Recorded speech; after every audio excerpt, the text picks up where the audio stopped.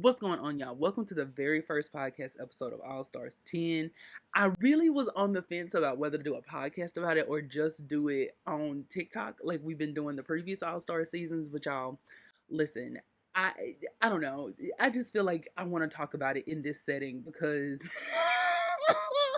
this episode was interesting and I'm gonna finish watching episode 2 and then we'll have a talk about that. But I really wanted to go ahead and just start discussing this. So, as we get into the very first episode of All Stars 10, we're introduced to the Orange team. We have Aja, Olivia, Phoenix, Deja, Bosco, and Irene the Alien. I almost had it. I almost had it, but I completely I forgot one person, but I almost had it. So everyone walks onto the stage. Now I was looking for them to be on the workroom because I was like, wait a minute, where is the workroom? Why are we not walking in doing our little taglines? But we didn't get that, and that's fine. I mean, it is what it is. If you want to take that iconic thing away from us, but again, I appreciate the fact that they're trying to change up the format. They're trying to do it different. I said, okay, whatever, I'm gonna go with it. And we get everyone kind of giving us their own rundown of how they feel like they did on their season, how far they got, kind of what their experience has been like since Drag Race, or what their experience was like on Drag Race. We kind of get some insight into people like Olivia, who feels like she was just putting on a mask. We also get some insight on Irene, who went home first. And I really was like, who is this person? I'm not gonna lie to y'all. I really I feel so bad because when Irene walked in, I was like, okay. And then when Rudence announced hailing from Atlanta, I said, yes, Nicole Page Brooks from Atlanta, Georgia. And then Rudence was like, Phoenix. I was so tickled. I said, wait a minute. You could have kept the Atlanta part, but I know, I get it. If you're from Atlanta, then you're gonna get the introduction. But it was just so funny to me because I really was looking for Nicole Page Brooks from Atlanta, Georgia, excuse me. And I feel like in a season where Nicole Page Brooks from Atlanta, Georgia is here, you could have. Anyway, I'm spending a lot of time talking about that, but that's how off guard it caught me. And now, let me say this, and this is going to be the first little piece of shade I throw. Well, maybe not the first. I'm not going to say the first. I'm going to say the first intentional piece of shade I throw. All of our girls ate down with these entrance looks, and then there was Deja. And I said, you know what? Okay, the mug was absolutely like impeccable. You know, you cannot ever come for Deja's mug. The dress was kind of giving me it was giving me a little bit of, I had a little extra time with the crafts, and so I made this because I knew that it would sparkle in the sun. And I said, bless it is all I could say. That's I literally wrote down bless it, because the mug you can't touch. The mug is gonna always be immaculate, but it was just the little stars hanging from the dress. It wasn't, it was not my favorite. I will say that of all the entrance looks, probably Bosco's was my favorite because it was just so smart and it was so different, and it didn't have like that. That's the I have a love-hate relationship with Bosco because I think that Bosco really does think outside the box, and I think that she does have some absolutely amazing looks. I think that she's a very talented queen. There's sometimes though that I think Bosco knows those things and kind of, I don't want to say falls back on it. That's not what I want to say, but it's a little bit of the same issue that I had in season 14 with her, where it was like there were sometimes where I felt like she almost overestimated her own ability and talent. But I don't know, I feel bad saying that because I don't ever want to seem like I'm trying to put somebody down and be like, no, they shouldn't be that confident, because clearly Bosco was talented. There's just something that we're going to get into, kind of what I feel like the problem is, and I feel like the problem is Drag Race itself. And I feel like they see queens like Bosco and they just latch on. But again, we'll get back to that. Like I said, Bosco's entrance look, absolutely my favorite. Now let's get into talking about these rules, because Rudence explains the rules to us while he is dressed in the craziest outfit. He looks a mess, but it's okay. Rudence explains that there are going to be 3 episodes for each bracket. Okay, so that's already let me know there's going to be 9 episodes right there. So there's going to be 3 episodes for each bracket. And then at the end of each bracket, the top three all-stars are going to go on to the semifinals so that they can compete against the top three of the other two brackets. And then those three are going to go on to the finals where they're going to lip sync, have a lip sync Lollapalooza extravaganza smackdown for the crown again. And that's how this season is going to go. So we'll probably have like 11, 12 episodes, something like that, maybe. I just, I don't know. I say 11 or 12. I think I'm underestimating it. We might have more than that. I don't know how many we're going to have. Let me stop trying to do math and hypothesize. I am on the fence about this format because on one hand, I think it's cool. I think it's great. And then on the other hand, I almost feel like we're just finding ways to fill time now, almost. And it doesn't, and I don't know whether that's a valid critique or not. I just think that that's the way I'm approaching this, and that's what's kind of bothering me about it. Is like I never know what's just my opinion versus what is going on. Like it just feels like they're finding a way to kind of stretch the season out. And but then at the same time, the positive in that is that the queens get more time to showcase their drag. So somebody like Phoenix, who went home second in season 3 15 years ago, is getting a chance to really show more of her drag. She's getting a chance to show more of who she is as an artist, getting a chance to really show more of just herself, right? And introduce herself to a new audience. Then you get someone like Irene, who went home first on her season, and she's getting the opportunity to show herself for at least 3 weeks. You know what I mean? So it's like, from that perspective, I'm here for it, and I like it. It just, I don't know, it feels a little like dragging on. Like sometimes I'm just like, girl, let's bring back 6 episode All-Star seasons. Let's bring that back. let's just let's just get them in there and get them out. But I don't know. I feel like at the same time I'm okay with it. That's not even the whole thing about the rules, though. That's what's so funny. So we also find out that whoever wins the challenge is gonna get an extra point. And if you're one of the top two, you get 2 points. So there's also gonna be an extra 4 points on the board. And it's like everybody's like, wait, what about this extra 4 points? And Rue's like, but we'll get to that later. It's just too many rules. It's too many rules. It's too much going on. We should have picked one thing. I think that having the point system, while I'm not necessarily the I'm not a big fan of point systems on Drag Race because I feel like Drag Race always finds a way to unintentionally kind of invalidate people. I know that sounds crazy, but that's why I don't like lip syncs for the crown, because it feels like if you do well, then you can just someone else can circumvent you, like, oh, you might have killed this season, but then someone else might come along and then they absolutely destroy you in a lip sync, and then they could still choose you based on that lip sync. But then you get something like Jinx and Monet, where it's like Monet won the lip sync, but they still gave it to Jinx because Jinx did well the whole season, and so then it turned into kind of like, well, then what was the point of the final lip sync? So and the point system is kind of the same way, because whoever has the most points at the end of this is gonna be moving on to the next round. But I'm like, okay, and now what? So you telling me that if I just so happen to get the big number of points that I could go on, girl, I don't know. I know I'm probably spending a lot of time talking about this point system, but that's just how much it kind of, I mean, it's a huge part of the season. It's literally going to determine who goes on to the next stage of the competition. It's not like it's just something that we can throw away and say, you know what, I don't think that this is important. No, it's something that we really need to discuss so we know how it's working. And that's why I just want to give you my thoughts on it, because it's so huge and it's so major, and it's literally going to affect the way that the next part of the competition goes. There's also yet another twist that goes back to the 4 points that are on the board, but we'll talk about that later.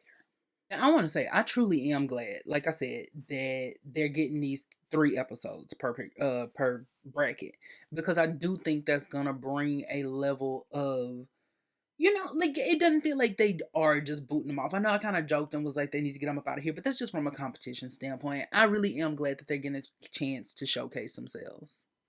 And speaking of showcase themselves, I don't know. I feel like I got a lot of opinions, but nothing that I say is like directed towards the queens. You know what I mean? Like it's never something where I'm bashing them as people because that's not my intention because I don't know them and they deserve all of our love and appreciation. There's just sometimes where I'm like, what's going on? Like Olivia seems a little flat to me, but I can't put my finger on what it is. It's like it seems really like Aja is the only one with personality so far. Like big kind of TV personality. I know we still have two other brackets to go, but as far as this group, it's like Aja's the only one who's kind of giving it to us. There's just something about everyone else, and I wonder if it's because it's an all-star season and they're kind of worried about like how they're going to be perceived, or I haven't been on camera in a long time.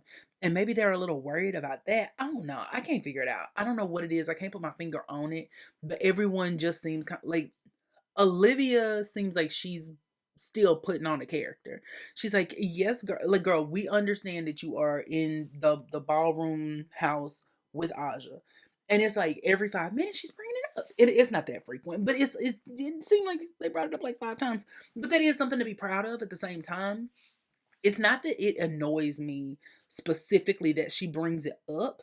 It feels like it's part of the character that she's creating to be like, see, girl, because I, yes, You know what I mean? It seems very like forced to me. Honestly, Bosco is kind of the same way, but I think that's just Bosco's personality. I think it's just Olivia's personality. There's just little things about them, not them specifically, but I mean, it's kind of the whole cast. I'm just using them as examples to say, like, there's something that just seems a little off. Like, I don't know if they told them in their contracts, like, girl, listen, you gonna get here and then you gotta go. I don't know, but it's like, is at certain points it's like go girl give us nothing is what it feels like, which we'll actually get to our guest judge a little bit later on in terms of go girl give us nothing. Deja seems like she's being herself as well. I will say that Deja does seem like she's being herself. I mean, Phoenix is the one who worries me because she does not necessarily believe in herself. And I can imagine, like, she talked about how she got overwhelmed in season 3. And you can see on her face that she's overwhelmed here. But we're going to get into that. Here's a random little thing that I wanted to point out. When Rue is doing the voiceover and is like, our queens are here to compete for $200,000. It's not like he recorded it on his phone and then just turned it in and was like, here, I did what y'all told me to do. It didn't feel like it was a real it didn't feel like it was like a real thing. It felt like it was him being like, girl, anyway, I was in the bathroom, I was filming one of my TikToks, and then I went ahead and I recorded this for y'all. So it was in my voice memos. Here you go. All right, so we get into the workroom and they're like, oh my God, we're so glad to be back. I can't believe it. This isn't real. And they go over there and they see that there's this scoreboard, right? So there's a little thing that has some outfits in it and it has a scoreboard over it of how many points they're going to have. And it was so cute. It really felt like they were leaning into the drag race theme, like, like drag racing. We're getting ready to. It was so cute. And when they were talking about whose outfit was the proper size, baby, when I tell you I was so tickled, this is what I mean. Like they have so much personality. That's why they're here. That's why it's little moments where I just couldn't figure out why they sounded flat. And that's what I mean when I said flat earlier. Like they actually sound flat. It's like their personalities are flat in some way. Like they're just like, yes, girl. Uh-huh. It was very that. And I don't know. I just love the way that they came into the workroom though. You could tell they're ready to take on this challenge. They're ready to tackle whatever Rudence has in store for them. Now here's where Liv started to liven up a little bit for me. Listen, am I gonna go up on a Tuesday for Olivia Luxx? Well, yes, I am because I love her. I don't know why. She's just so sweet, and I think that that's what she's trying to get out of is being sweet. Because when she started cussing, I was like, why is Olivia Luxx cussing? But I mean, she's a grown woman, so she can do whatever she wants to do. But her and Deja actually start talking about a little alliance. Ooh, so we may just have an alliance, but is that gonna come back to bite them? Because later on, we see Anyway, you know what? I'm jumping ahead of myself. Let me just stay the course. That's part of the All Stars thing that sometimes I'm like, okay, girl, we get it. This is the 10th season. And they're like, because with this game, this can make or break you. An alliance can make or break you. An alliance, an alliance, an alliance. And I think that that's another thing is like we've seen so many seasons of the same thing that when they start using the terms that are coming, it's just like, okay, here we go. You got to play the game and the alliances and whatever else. And it just, I don't know. But I was living for it.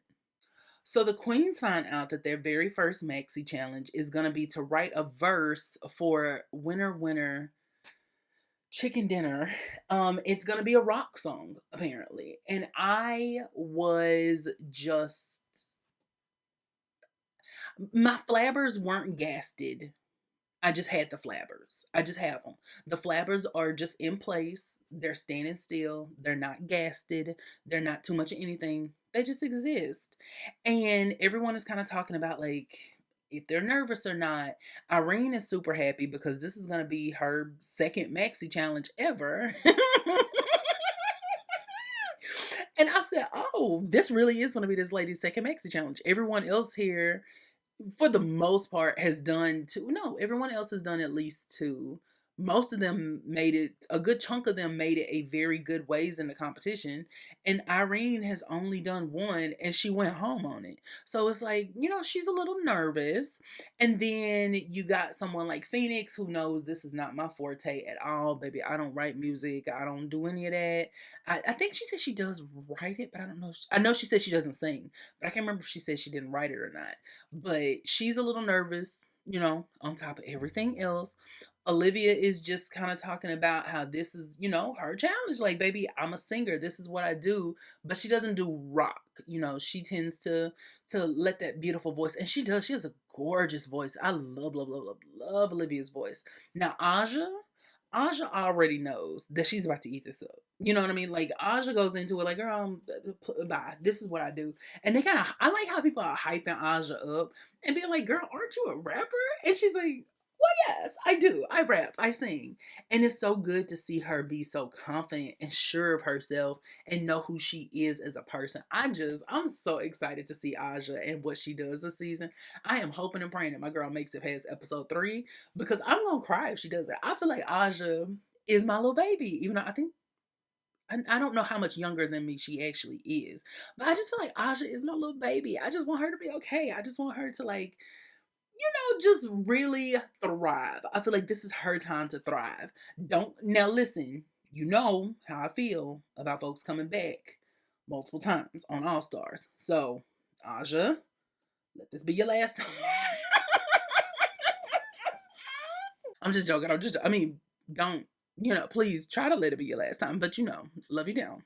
Now, I wrote down in my notes to talk about the way that modern drag race, the way that they've turned this into like the game. If you want to play the game, right? And the game, and I'm here to play the game, and I've got my battle gear ready because I'm here to play the game. And it just, I don't know what it is about it that is just so, I don't know if it's corny. I don't know if it's outdated. I don't know if it's overplayed. I don't know what it is. But when they start talking like that, I'm like, girl, we get it. You're here for the crown. You're not going to stop until that crown is on your head. And you're here to play the game. And you're here to smash the competition. And oh, these girls are so cute. But you're sad that you got to get them out of here. I'm just like, okay. We get it. We get it. It almost feels like sometimes Drag Race is like full of platitudes more than anything else. Or sayings or whatever. Like it always feels like there's some sort of anecdote that comes along with Drag Race that people have to say. Like I don't know if they have a quota or just what. Y'all, when they did the walkthroughs, first off, when Irene said this was her first walkthrough with Ru, I was like, girl, it is not. And then I remember it really is. This is her first walkthrough with Rudence. And baby, let me tell you something. When Rudence said, when you watch your season back, when you watched your episode back, girl, I don't know what has been going on with Ru since even in season 17, Rudence has been eating them girls up in that walkthrough, and I don't know what it is, but for some reason when Ru gets in that walkthrough, she gets so shady. But Irene is just kind of talking about like how eye opening it was to see herself on television, and you know what? I started to kind of warm up to Irene. There's something about her that I just don't care for, and I can't put my finger on what it is. But I started to warm up to Irene a little bit, and I said, you know what? I hope that you do well in this competition. I truly do. Now, when it's Deja's turn, Deja talks about the surgery that she had to lose weight. Rue compliments her on her weight loss. And I saw this thing one time and it was talking about, like, let's stop telling people, oh, you look so great just because you lost weight, because it does kind of imply like you didn't look good before. Now, that's not what Rue did, but it made me think of that. But anyway, so Deja is sharing with us that she got surgery and it did not go well. Her body did not, you know, accept it essentially, and she was talking about the fact that she pretty much almost died on the operating table, and she's just like, it made me admire her so much more to know that she fought her way through that, and to know that that was something that she experienced and went through, and is now here and able to compete again and able to tell her story on national television. Like, baby, listen, I may come for Deja's look every now and again, okay? Which you can't do that often because Deja eats. But I'm here for Deja. That's my girl. I do need us to maybe not bring up Snatch Game. Because season 14 Snatch Game, while it was a mess as a whole, let me shut up. Let me be quiet. Let me just hush. Let me just hush. If you were there, you know. So when it's Aja's turn to do her walkthrough, her and Rudence are talking about her transition and kind of like the place that she's been in mentally when she quit drag. And it was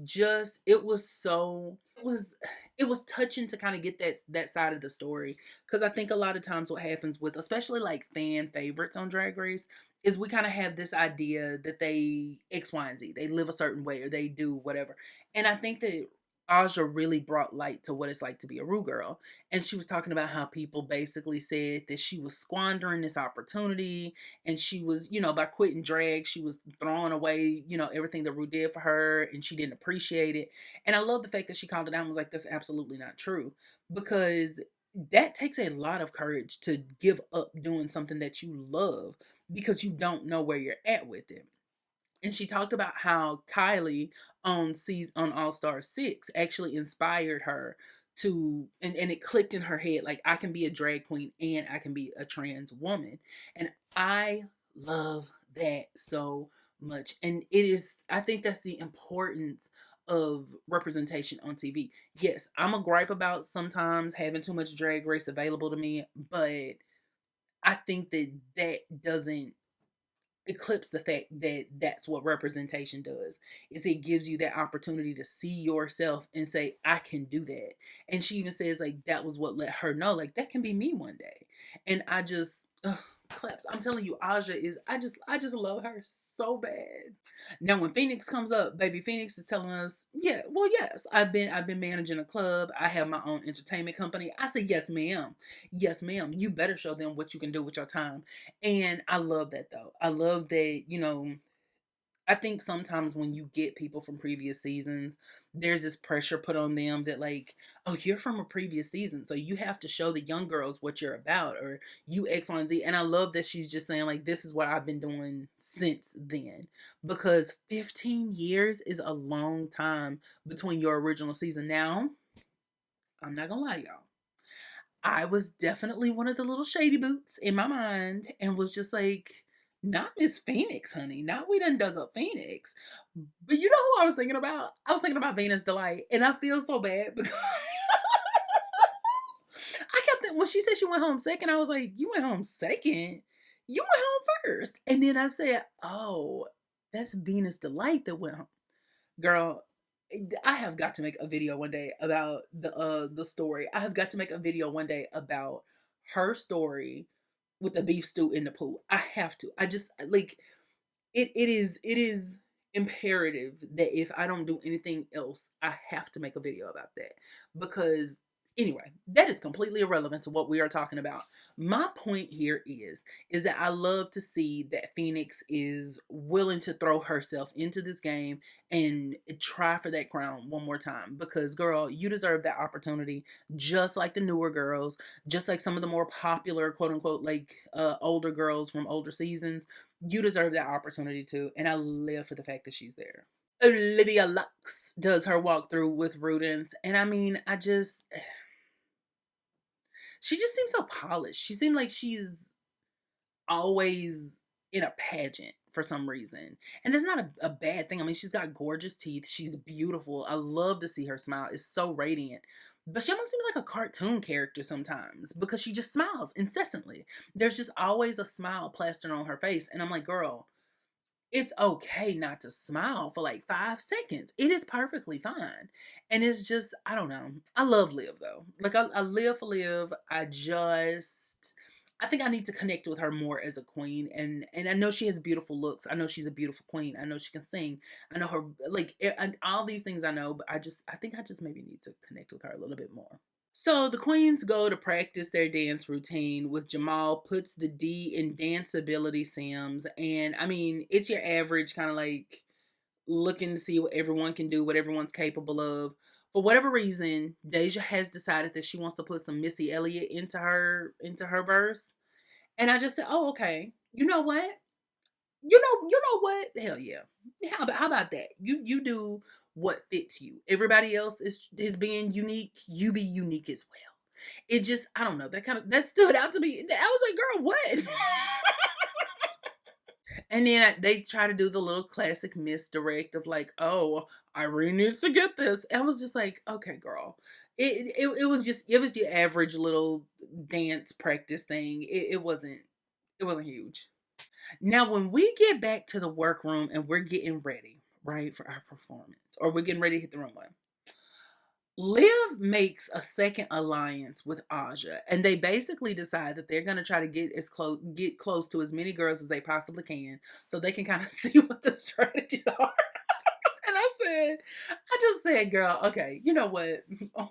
Fine, fine. It is what it is. I said, girl, if we do one more alliance in secret to the side, by the way, while we whisper and putting on makeup, I was tickled because I love that Liv seems kind of shaky on it a little bit.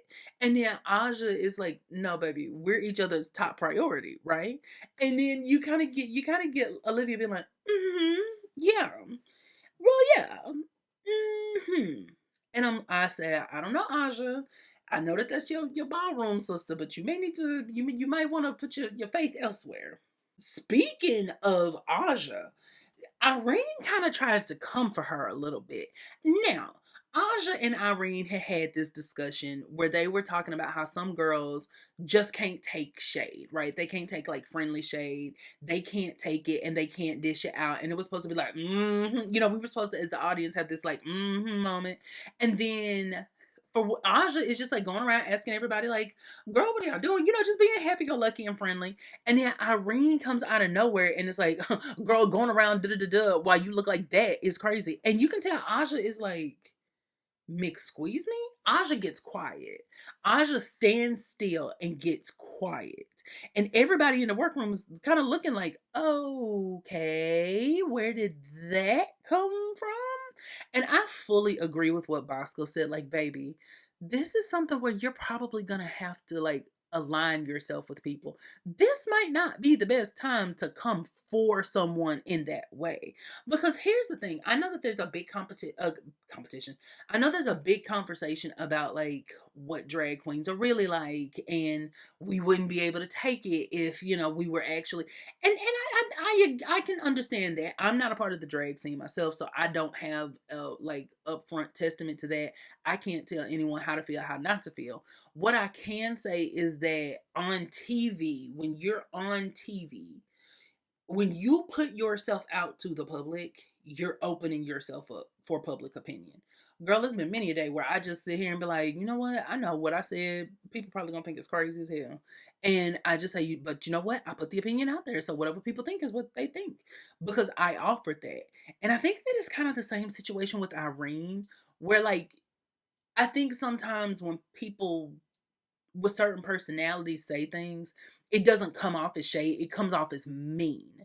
And somebody even says it in this episode, like, it's all fun and games until it's not. And the thing is, like, Aja was not bothering anybody. So to come for her like that and be like, girl, you look crazy. I was kind of like, now where did that come from? But again, I think that it was supposed to be friendly shade, but the way that the tone was behind it really did kind of give unnecessary. I'm not even gonna call it mean. I'm gonna just call it unnecessary. So the theme for the runway is slits and tits. And so of course, we're wearing dresses that have slits where, we've got our tatas out.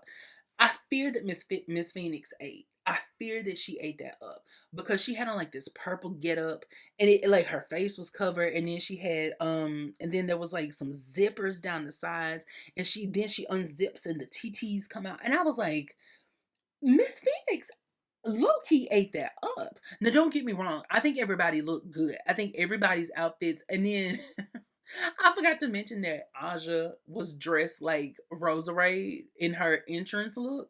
And now she's dressed like Jinx on the main stage. But she only painted her tatas purple. And so it was a bit strange to look at and be like, girl, why are they purple? And then when she said that she was Jinx, I was like, oh, okay. Um, probably would have carried that purple out a little bit more, but hey, now that you've explained it, that's great. But I'm telling you, I think for me, Phoenix was probably my favorite. So I was a bit confused at this point because all I could think was, how are they going to do this performance if they're in these outfits? But we're not watching them do the performance there.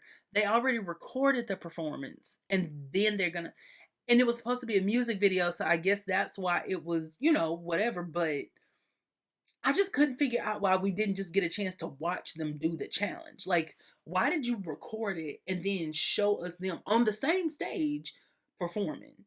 It was very I don't know. Aja, yeah, if I show y'all my notes, it's so petty. So Aja, I loved her verse, I loved her look, I loved everything. I thought Aja was the clear standout. And I just put Bosco looked good because there's something about Bosco's voice. And I don't know what it was because I kind of remember having the same issue in Catwalk in season 14. I don't know. Nobody can control their voice, and so it's like I just didn't care. But she looked amazing. She looked absolutely rocker chick. Deja was in the challenge. Irene looked good. Irene did have a fun moment where she was like, "You're gonna remember my name" or whatever she said, and she's like, "It's Irene." It was good. It was cute. It was cute. It was very cute. It was very imaginative. It was very creative. Loved it. Loved it down. Olivia looked amazing. That hair going up with the wind, girl. I was like, but I didn't quite understand why we were singing, but we were singing, and I just said, you know what? I'm gonna accept it for what it is. I'm not gonna jump up and down about this. Okay, I'm just gonna accept the fact that my girl got on that song and she started singing, and I'm gonna go for it. Phoenix looked good. Other than that, I nothing. I have no other notes that I care to share. Now, when they get to the critiques, Aja goes first and she's like, "Hey, Buki." And for some reason, that just has Rue just cracking up. Rudence is tickled. I think that was a good indication that Aja's going to do well because, if you can make Rue laugh, that's it. Like, you could pretty much do anything. I mean, look at Lexi, right? Lexi didn't do great in some challenges and she got away with it and was even in the top for one because she made Rue laugh when she bombed and she was in the top because she bombed. And so if you can make Rue laugh, it doesn't matter how what caliber of anything performance that you bring to the challenge, as long as you can make Rue laugh. Aja absolutely 100% does an amazing job. They give her kudos.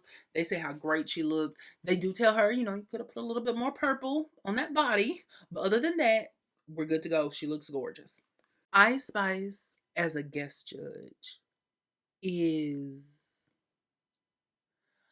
I don't know who made the decision. I don't know who said, you know what, I think this will be a good idea. I'm not sure. I don't know. But whoever that person was, I hope they learned a lesson after today. I do. I think she's a sweet, sweet lady. I think that she probably is one of, well, I don't know her. So I don't know that for sure. I'm sure God bless her. And we may need to do a little bit more media training before we become a guest judge. I'm just gonna leave it at that. Because when she looked at Phoenix and said, "Everyone's saying you're a legendary icon, but I couldn't tell that looking at you tonight."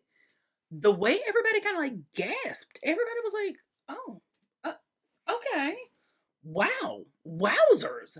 It was just so. I don't know. I don't know. I guess You know what? I'm gonna just chalk it up to me being sensitive because me personally, I would have fought her.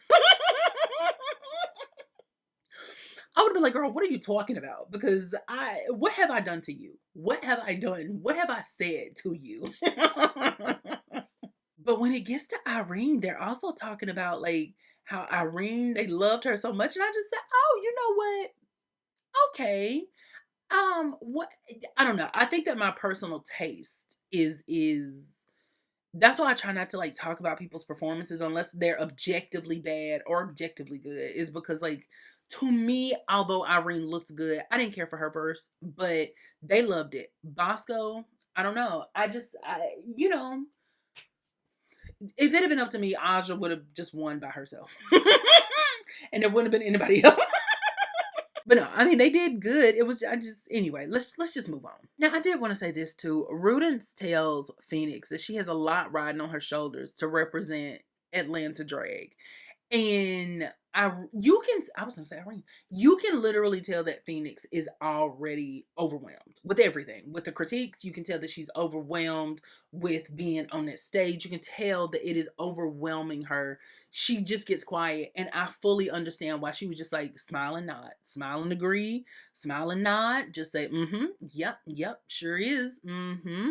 I'm gonna have to go back and watch Untucked. I don't know if this season gets an Untucked, but I really want to see like what she was thinking in that moment because again, you could tell on her face she was checked out.